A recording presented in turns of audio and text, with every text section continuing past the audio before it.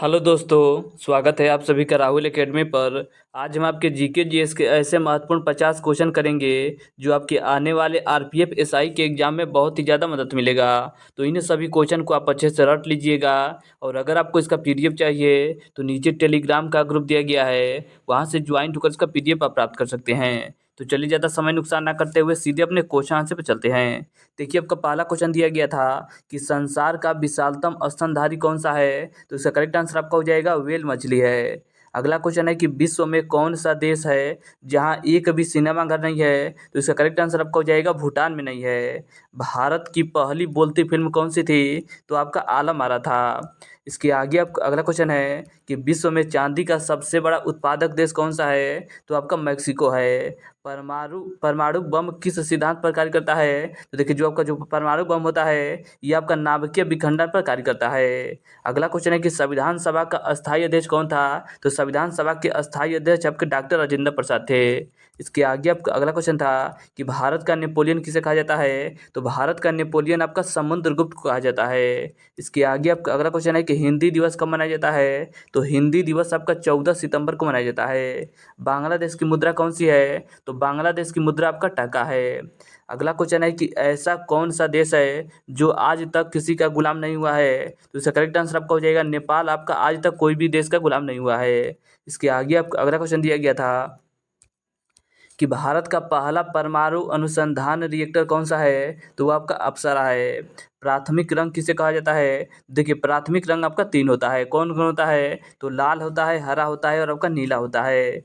पृथ्वी से दिखाई देने वाला सबसे चमकीला ग्रह कौन सा है। तो आपका शुक्र ग्रह है। इसके आगे आपका अगला क्वेश्चन है कि प्रार्थना समाज की स्थापना किसने की थी। तो प्रार्थना समाज की स्थापना आपके आत्माराम पांडुरंग के द्वारा किया गया था। संविधान सभा की प्रारूप समिति के अध्यक्ष कौन थे। तो डॉक्टर भीमराव अंबेडकर जी थे। इसके आगे आपका अगला क्वेश्चन है कि किस देश को उगते हुए सूरज की भूमि कहा जाता है। तो आपका जापान देश को कहा जाता है। वास्को डिगामा कहाँ का रहने वाला था। तो वास्को डिगामा आपका पुर्तगाल का रहने वाला था। ऐसा कौन सा पेड़ है जिसमें लकड़ी नहीं होता है। तो आपका केले का पेड़ है। इसके आगे आपका अगला क्वेश्चन दिया गया था कि कंगारू किस देश का राष्ट्रीय चिन्ह है। तो आपका ऑस्ट्रेलिया का है। जय हिंद का नारा किसने दिया था। तो जय हिंद का नारा आपके नेताजी सुभाष चंद्र बोस जी के द्वारा दिया गया था। अगला क्वेश्चन है कि स्वामी दयानंद सरस्वती का मूल नाम क्या था। तो इनका नाम आपका मूल शंकर था। इसके आगे आपका अगला क्वेश्चन दिया गया था कि कंचनजंगा पर्वत पर्वत शिखर कहाँ स्थित है। देखिए, जो आपका कंचनजंगा पर्वत शिखर है ये आपका सिक्किम राज्य में स्थित है। तो सिक्किम इसका करेक्ट आंसर आपका हो जाएगा। अगला क्वेश्चन दिया गया था कि किस जानवर को रेगिस्तान का जहाज कहा जाता है। तो आपका ऊँट को कहा जाता है। टीपू सुल्तान की राजधानी कौन सी थी। तो टीपू सुल्तान की राजधानी आपका श्रीरंगपट्टनम था। मारो फिरंगी को नारा किसने दिया था। तो आपके मंगल पांडे जी के द्वारा दिया गया था। अगला क्वेश्चन था कि वेदों की ओर लौटो का नारा किसने दिया था। तो दयानंद सरस्वती के द्वारा दिया गया था। पृथ्वी सूर्य का चक्कर लगाती है यह सबसे पहले किसने बताया था। तो यह सबसे पहले आपके कोपरनिकस के द्वारा बताया गया था। अल्फ्रेड नोबेल ने किसका आविष्कार किया था। तो डायनामाइट का आविष्कार किया था।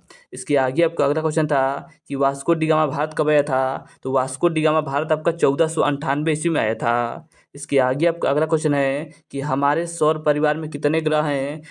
तो आपका ग्रहों की संख्या 8 है। अगला क्वेश्चन है कि पंजाब केसरी किसे कहा जाता है। तो पंजाब केसरी आपका लाला लाजपत राय जी को कहा जाता है। हमारे सौर मंडल का सबसे बड़ा ग्रह कौन सा है। देखिए, सबसे बड़ा ग्रह आपका बृहस्पति है। और सबसे छोटा पूछेगा तो सबसे छोटा ग्रह आपका बुध हो जाएगा। अगला क्वेश्चन है कि एल्युमिनियम का प्रमुख अयस्क कौन सा है। तो आपका बक्साइट है। भारतीय रिजर्व बैंक ऑफ इंडिया का मुख्यालय कहाँ स्थित है।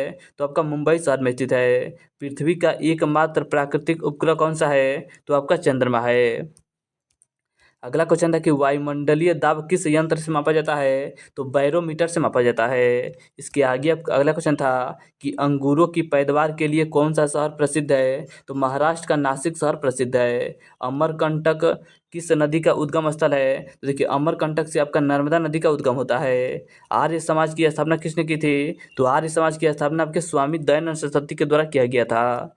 अगला क्वेश्चन था कि प्रथम परमवीर चक्र विजेता कौन थे। तो इसका करेक्ट आंसर आपका हो जाएगा मेजर सोमनाथ शर्मा थे। पोंगल किस राज्य का त्यौहार है। तो पोंगल आपका तमिलनाडु राज्य का प्रसिद्ध त्यौहार है।